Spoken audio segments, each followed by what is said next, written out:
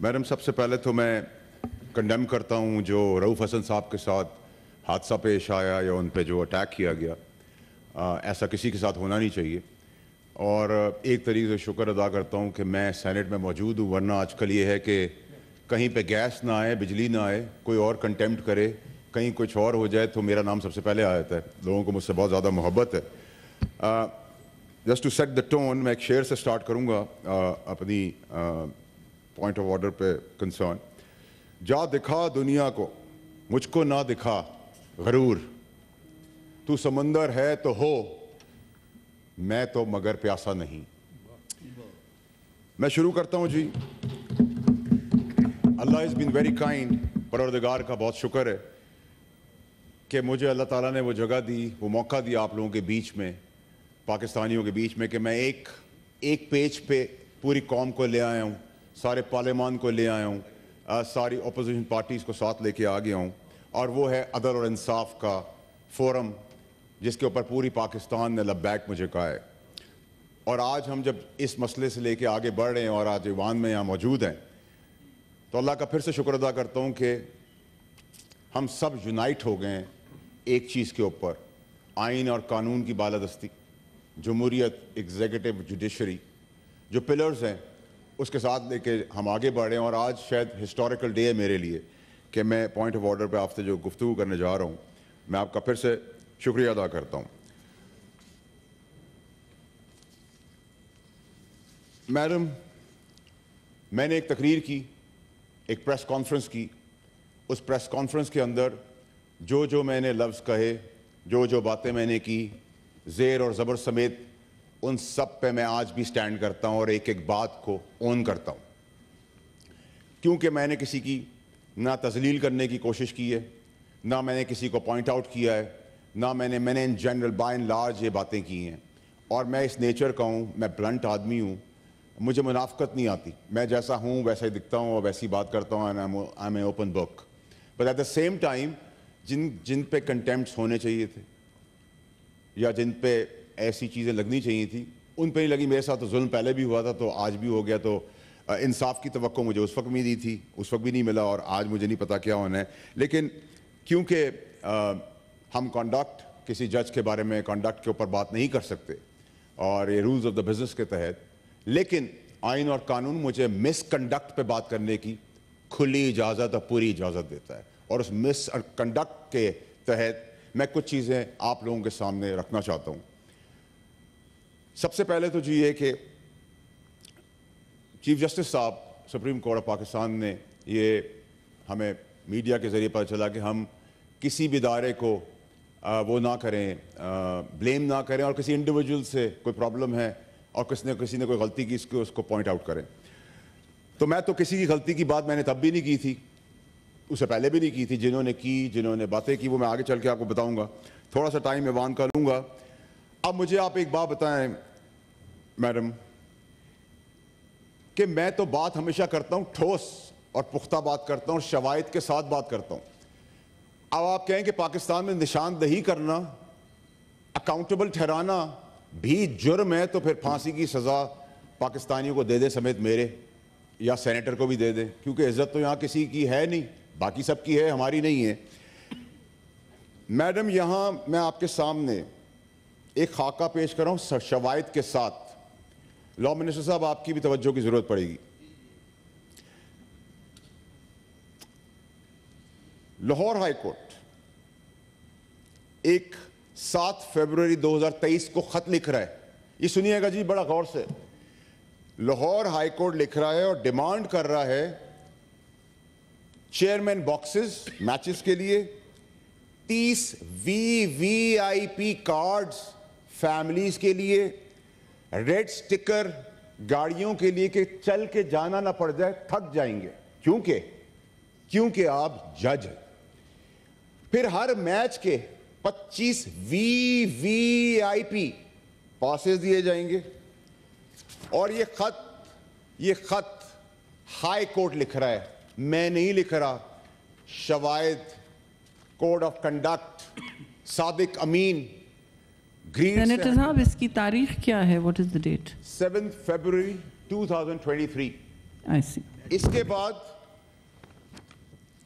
बाद एक यही खत प्रेस के पास आया था, और आपको पता है कि ऐसी चीजें प्रेस को नहीं दिखानी चाहिए, जैसे मेरी प्रेस कॉन्फ्रेंस में डिस्कशन नहीं होना चाहिए, क्योंकि मैं तो दहशतगर्द हूं। मैंने पाकिस्तान की सलामती के ऊपर बात कर दिया, किसी पे हमला कर दिया है, तो आप प्रेस कॉन्फ्रेंस की तरह मीडिया को ना करें। तो मीडिया का प्रेशर आया, तो फिर यही हाई कोर्ट जवाब में लिखता है कि हमसे ये गलती हो गई। अब इस पेपर के बाद, हाई कोर्ट के पेपर के बाद, इस जज साहब को मिसकॉन्डक्ट के सादिक और अमीन के जुमरे में लाकर, जो जज लाखों गरीबों की किस्मत के फैसले नहीं कर रहा, उसके पास टाइम है कि 30 passes VVIP along with red sticker for their cars, ताकि वॉक ना करनी पड़े। तो इसमें शवायद के बाद क्या कोर्ट के पास कोई प्रोविजन नहीं है कि वो सेल्फ अकाउंटेबिलिटी के तहत इस पे एक्शन दे? ये जज किस तरीके से जज की कुर्सी पे बैठे हुए, सवाल करना गुनाह है तो मैं करूंगा, अगर ये गुनाह कबीरा है तो मैं करूंगा। मैडम, ये हो गया एक। दूसरे मसले पे आ जाए। दूसरे मसले में लाहौर हाई कोर्ट जज साहब अली बाबर नजफी साहब, अली बाकर नजफी साहब, लेटर के थ्रू, ये लेटर है, लेटर हाई कोर्ट का लेटर है, कहते हैं मेरे बेटे को सैयद मोहम्मद अली ने अमेरिका जाना है via Abu Dhabi. Foreign office को लिखा जा रहा है, जज साहब लिख रहे हैं, जज साहब लिख रहे हैं, जज साहब लिख रहे हैं कि जी मेरे बेटे को VIP प्रोटोकॉल के जुमरे में जितनी चीज आती है, ट्रांसपोर्टेशन, छोड़ना और पिक करना, और पिक करने के बाद फिर ये भी एक सहाफी के हाथ लगता है। तो शाबाश देता हूं कि मिनिस्ट्री ऑफ फॉरेन अफेयर्स लिखती है हाई कोर्ट को कि आपका ये एरिया नहीं है, आपको ये फैसिलिटीज नहीं मिल सकती।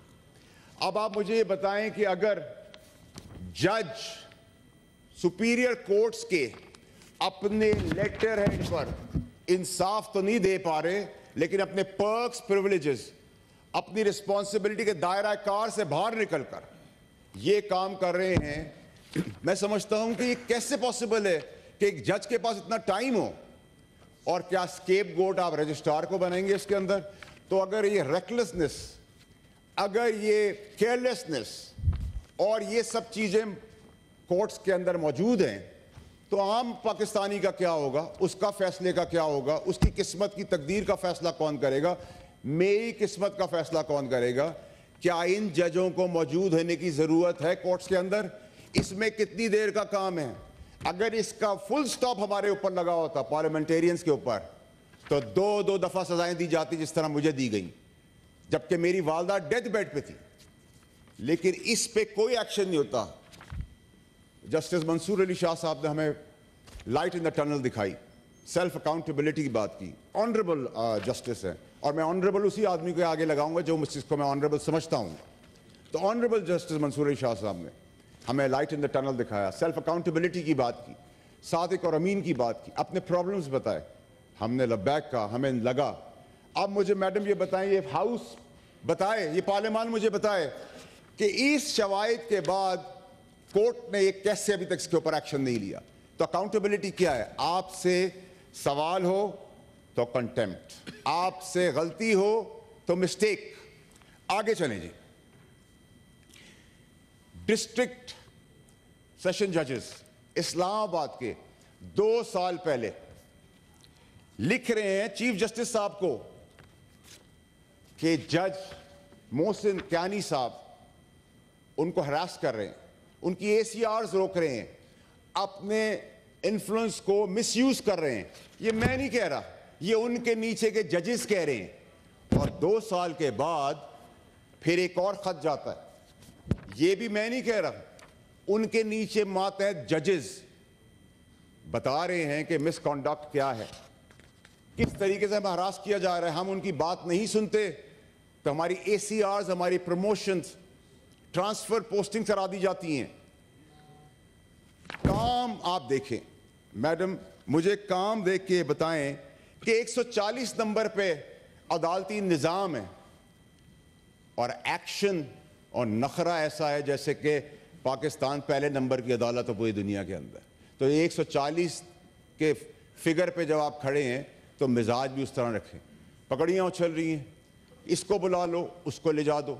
इसी ऐवान के चेयरमैन हैं हमारे मोहतरम यूसुफ रज़ा गिलानी साहब, उनके बेटे को दिन दहाड़े इस मुल्क से उठा लिया जाता है, कई माह तक वो नहीं मिलते।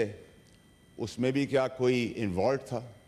तो जब एक चेयरमैन सेनेट जो आज के हैं, उस वक्त के एक्स प्राइम मिनिस्टर, एक political worker, number of time MNA, उनके बेटे के साथ ये हादसा हो सकता है, तो मैंने नहीं सुना किसी पे इल्ज़ाम साजी कर दी हो। कसूर मेरा दूसरा, नूर मुकद्दम का केस है। मैंने कहा जी स्पीडी ट्रायल नहीं हो रहा, ज़िबा किया उस बच्ची को, उसके माँ बाप तड़प रहे हैं, गुनाह कबीरा, सारा इनाम मर्डर केस, कोई सुनवाई नहीं, नो स्पीडी ट्रायल, क्योंकि सब लगे हुए हैं मैच अपने बच्चों को प्रोटोकॉल दिलाने के लिए, अपने लिए, अपनी जात के लिए। सोशल मीडिया कैंपेन हम पे करेगा तो कोई बात नहीं, आप पे करेगा तो आप नोटिस लेंगे। हमने तो कहा कंडेम करते हैं हम, किसी के साथ भी होता है। आप ये नोटिस एक आम पाकिस्तानी के लिए ले लेते हैं, हम अप्रिशिएट करते हैं कि पाकिस्तानियों के लिए भी कुछ हुआ है। रेप केसेस, वीडियो है हमारे पास जिसमें एक आदमी एक बच्ची का रेप करता है, उसका मर्डर करता है, उसको यूं करके देखता है जैसे कि वो बच्ची नहीं जानवर है। उस पर कोई एक्शन नहीं है, कोई सुनवाई नहीं, क्योंकि उसके पास लोग हैं। चले जी आगे बढ़ जाते हैं। जज साहब की बेगम साहिबा एक बच्ची पे टॉर्चर करती है, टॉर्चर करने के बाद उसके इतना मारती कि उसके सर में कीड़े पड़ जाते हैं। तो जो जज अपने घर के अंदर इस तरह की बर्बरियत देख सकता है, वो क्या इंसाफ बाहर देगा। और जब उनकी बेगम पे बात आई तो पहले तो पुलिस मखलूद हो चुकी थी, वो उठाए पकड़ नहीं पा रही थी, उनको जमीन निगल गई, आसमान उगल गया, किसी को नहीं पता चल रहा था। फिर वो आई और उसके बाद वो केस भी आगे चला गया। अब ये सादिक और अमीन भी यही हैं, सर्टिफिकेट्स भी यही हमें देते हैं। हमें बोलते हैं कि हम वोट लेके आए हैं, लेकिन सादिक अमीन का सर्टिफिकेट हम देंगे। चलें जी, एक लैंड क्रूजर के अंदर एक पुलिस वाले कांस्टेबल को वीडियो है, वो जान से मार देता है, वीडियो है। कोर्ट्स बाइज्जत बरी कर देती है क्योंकि एविडेंस नहीं है। एक अंधे, बहरे, गूंगे को भी पता है कि वीडियो चल रही है, लेकिन कोई सुनवाई नहीं।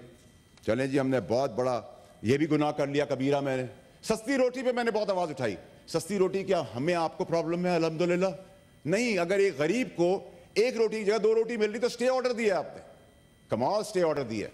2700 अरब रुपए पे स्टे ऑर्डर्स हैं, यहां एक एक कौड़ी के पीछे हम भाग रहे हैं, उसकी सुनवाई कोई नहीं। इलेक्ट्रिक बाइक्स दी गई, गरीब आदमी को कुछ देने की कोशिश की गई, तो जवाब आया कि वन व्हीलिंग होगी, खवातीन को छेड़ेंगे। तो भाई यहां तो खवातीन को मर्डर और रेप करने वाले एजुकेटेड लोग हैं, तालीम याफ्ता लोग हैं, तो क्या तालीम भी बंद कर दें, अंधेरों के कुएं में चले जाएं? माइंड सेट आप देखें, just imagine what all is going on. आगे चलें जी। भुट्टो साहब को फांसी दे दी गई 46 साल बाद। मेरी पैदाइश से पहले ही मुझे पता था कि उनके साथ जुडिशल मर्डर हुआ है। भुट्टो साहब को फांसी दे दी गई। फांसी देने का 46 साल के बाद बहुत अच्छा इकदाम हुआ कि जी भुट्टो साहब का गलती हो गई। जिस दिन से भुट्टो साहब को फांसी दी है, जमहूरियत पटरी पे नहीं चल सकी है। आपने जमहूरियत के अलमबरदार को जान उसकी ले ली, तो जान तो आपने ले ली। तो इन जजेस ने जो सारे काम किए, इन जजों ने जो सारे काम किए, और जो इन जजों के खिलाफ उनकी अपने जजेस बात कर रहे हैं, तो भुट्टो साहब को जब आपने फांसी देती, फिर एक दफा गलती कर दी आपने, तो अलामती सजा तो देते, उस जज को अलामती फांसी तो देते, उस जज के पीछे डिक्टेटर को तो आप फांसी देते अलामती। आपने नहीं दी क्योंकि मिस्टेक थी। आप जज थे, क्योंकि जज इस मुल्क के अंदर आइन और कानून से बालातर है। चलें जी, जरदारी साहब को 14 साल कैद दे दी। कैद दे दी, किसी कानून के अंदर 14 साल नहीं है, किसी केस के तहत नहीं दी गई, दे दी गई। उस 14 साल के बाद उस जज का क्या हुआ? मिस्टेक हो गई, क्योंकि वह जज है। 14 साल बर्बाद हो गए एक आदमी के। एक हमारे जमहूरी लीडर भुट्टो साहब लेजेंड जो हैं, उनको फांसी की मिस्टेक हो गई। आगे चलें जी।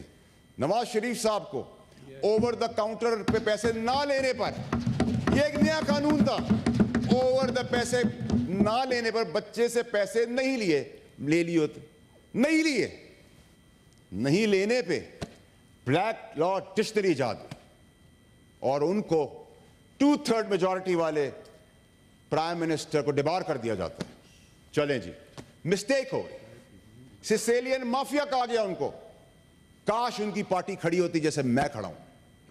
चलें जी, आगे बढ़ें।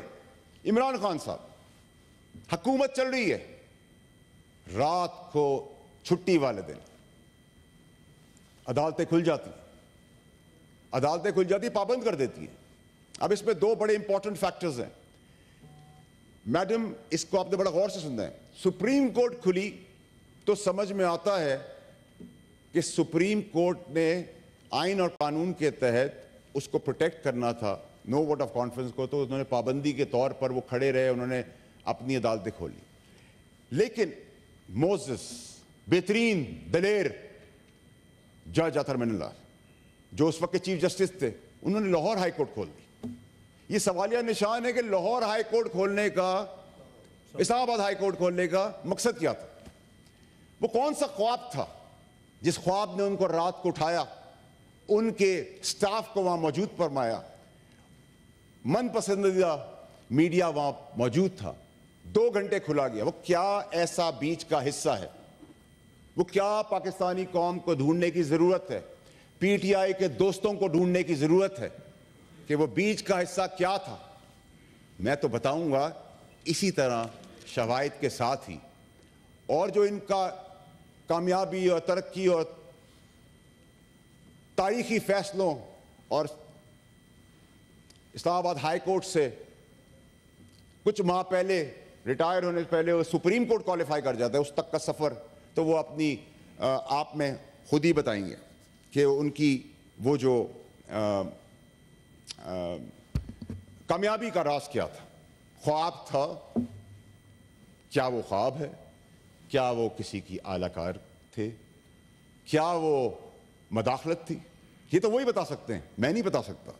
अब आ जाएं जी कंटेम्प्ट के ऊपर। मैडम, कंटेम्प्ट होता है, एक पार्टी जाती है सुप्रीम कोर्ट के बाहर, डंडे, गुलेल, पत्थर और पता नहीं क्या क्या, वहां तकरीर की जाती है कि निकालो, हम घसीट के बाहर निकालेंगे। ना कंटेम्प्ट होता है, ना जेल होती है, ना सजा होती है, क्योंकि बहादुर बड़े दिल के मालिक वहां बैठे हुए थे। चलें जी, आगे बढ़ते हैं। एक पार्टी नाम ले लेके गालियां देती है, एब्यूजिव लैंग्वेज यूज करती है, ऐसे रिमार्क्स यूज करती है कि हम यहां अपने फोन्स पे भी अकेले बैठ के नहीं देखते, कोई एक्शन नहीं। क्यों? क्योंकि ट्रोल्स आ जाएंगे, ट्रोलिंग होगी आपकी। तो मेरी मां इस दुनिया में नहीं थी, मैं प्रिंसिपल्स पे इस पार्टी से निकाला गया और मैं हटा इस पार्टी से। मेरी मां उस वक्त इस दुनिया में नहीं थी। ऑन बब्बी साहब मेरे दोस्त बैठे हैं, बड़ी इज्जत करता हूं मैं उनकी। मेरी मां की ट्रोलिंग हुई तो मैंने किसी से जब आवाज उठाई तो किसी ने नोटिस लिया? क्या नोटिस, वकार, इज्जत, सादिक अमीन के ना करदा काम के बावजूद भी आप पे एप्लीकेबल है, हम पे नहीं। फिर आपसे मैंने सवाल किया, मैडम, कंटेम्प्ट मुझे लगा दी गई, बुलाया दिया गया नोटिस के अंदर। मैं तो कंटेम्प्ट के करीब से भी नहीं गुजरा हूं। मतलब ये ऐसी बात है कि अब रऊफ हसन साहब की मैंने बात की, मुझे तकलीफ दे, मैंने कंडेम किया उसको, लेकिन आप उसमें मुझे इंगेज कर दें।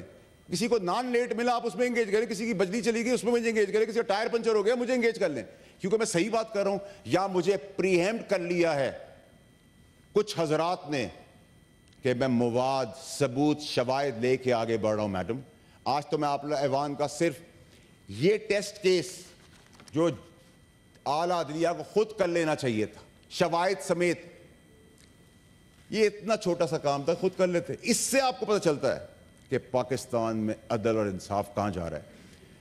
आगे बढ़े जी। मैंने सवाल किया जज बाबर सत्तार की तकर्री के टाइम पे, prior to his elevation as high court जज, उसमें फिर जबरदस्त किस्म के अनमोल जस्टिस देने वाले जस्टिस अतर मनल्ला, उन्होंने कहा कि जी, एक लेटर इशू किया मेरी डिमांड पर, कहा कि जी हमारे पास इट्स रिपोर्टेड का वर्ड यूज कर तासुर दिया गया, गुमराह करने की कोशिश की गई कि मैं भी गुमराह हुआ।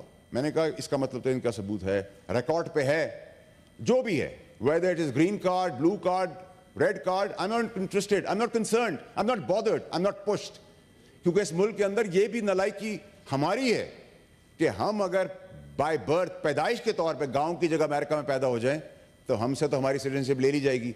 और मैंने मैडम इस अवान के अंदर आपको बताता हूं, मैं वाहिद पाकिस्तानी हूं जिसने अपनी औलाद, अपने बीवी बच्चे, अपने माँ बाप, बहन भाई, किसी को जो एलिजिबल हैं उनको भी सिटीजन नहीं रहने दिया, ना वो सिटीजन है किसी और मुल्क के, ना मैंने ग्रीन कार्ड ले लिया है कि कल जब मेरी रिटायरमेंट हो तो मैं यहां से ग्रीन कार्ड के बेसिस पे पासपोर्ट लूं और उड़ जाऊं। मेरा कंसर्न नहीं, I am not bothered, I never raised the question उस चीज को, और मैंने क्वेश्चन ही नहीं किया मैडम।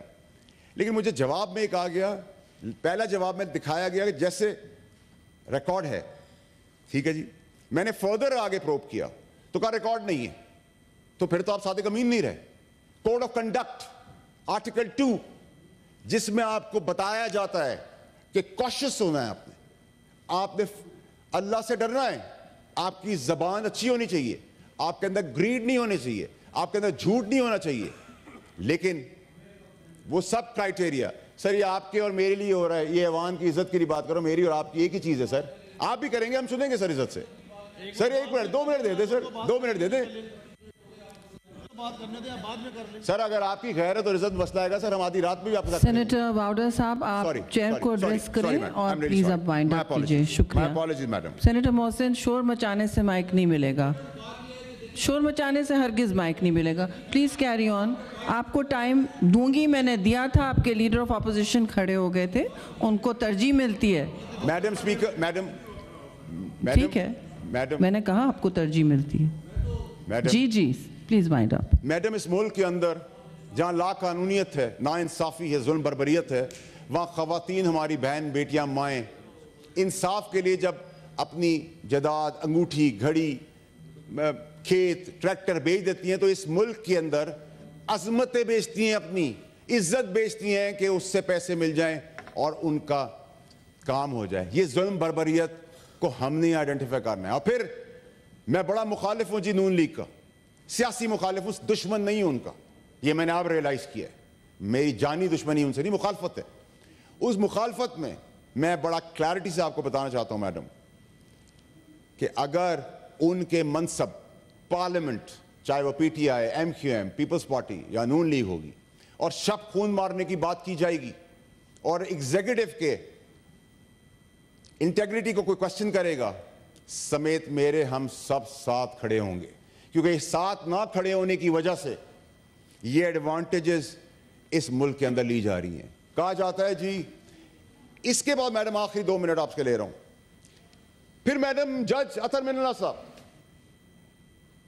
कमेंट करते हैं, अपना बायस दिखाते हैं एज ए जज। कानूनी तौर पे कोई भी आप जज किसी पे इल्जाम नहीं लगा सकता। इल्जाम लगाया है मुझ पे proxy. How dare a judge can question my integrity without an evidence? How dare you think that I'm going to compromise? I'm not going to compromise. उसके बाद मैडम मुझे प्रॉक्सी करके इंडियन अखबार मेरी हेडलाइंस लगाते हैं, इंटरनेशनल अखबार मेरी हेडलाइंस लगा देते हैं। मैं प्रॉक्सी कहला रहा हूं। डिफेम किया गया पाकिस्तान को, जज अतर मनल्ला ने डिफेम किया मेरी इंटेग्रिटी को, क्वेश्चन किया मेरी इंटेग्रिटी को। एविडेंस तो देना पड़ेगा और मैं लूंगा। इन सब चीजों के बाद जिन जजों को नहीं बैठना चाहिए वो बैठे हुए हैं। मैं चीफ जस्टिस के सामने साहब और उनके बेंच के सामने, ऑनरेबल बेंच के सामने पेश हो रहा हूं, इसलिए पेश हो रहा हूं कि मेरा यकीन है कि वो ईमानदार आदमी है, उनका बेंच ईमानदार है। इसी तरह मैं मैडम जस्टिस अता बंदयाल साहब, ऑनरेबल जस्टिस मंसूर अली शाह साहब और justice honourable justice Ayesha Malik साहब के सामने पेश हुआ। उनका कॉन्डक्ट ऐसा था ऐसा कॉन्डक्ट था कि आदमी मॉरली इमोशनली चार्ज हो जाता है, अच्छाई की तरफ बढ़ जाता है। मुझे उन्होंने जब 2 दफा बर्बरियत से मुझे डिस्क्वालीफाई किया गया अनप्रेसिडेंटेड वे में, नो ट्रायल, क्योंकि जज अतर मिलना को मुझे इंसाफ नहीं देना था, बायस था और बोग्स इतना था कि मुझे प्रॉक्सी भी कह दिया। So it's a long history although I don't know him. तो जब मैं उनके आगे पेश हुआ ऑनरेबल जजेस के सामने सुप्रीम कोर्ट में, तो उन्होंने मुझे कहा आप इसको रिग्रेट करते हैं? मैंने कहा नहीं जी, मैं 10 कदम और आगे बताऊं, रिग्रेट के साथ आई ऐड एन अपॉलजी, उसके साथ आई ऐड अपना रेजिग्नेशन कि मेरी पार्टी की सीट है, मैं वापस करता हूं, कि उनकी अमानत थी वो। कहने का मकसद है कि आप जब किसी के ऊपर जुर्म साबित हो और जब मुजरिम निकल रहा हो सजा लेकर, तो उसको पता हो कि मैं एक अच्छा इंसान बन जाऊंगा, ना कि जो हमारा ये निज़ाम चल रहा है दहशतगर्द बन जाएंगे लोग। कल जिस किस्म की जबान इस्तेमाल की गई और उन जज साहब के लिए, मोहसिन कानी साहब के लिए, उनकी अदालत के लोग, उनके जूनियर्स उन पे वो तोहमतें लगा रहे हैं कि हम तो सोच भी नहीं सकते मैडम। तो फिर आप पाकिस्तान में किस जस्टिस की बात कर रहे हैं?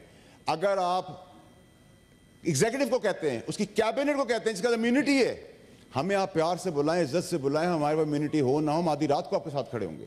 हम आपके वकार की बात कर रहे हैं।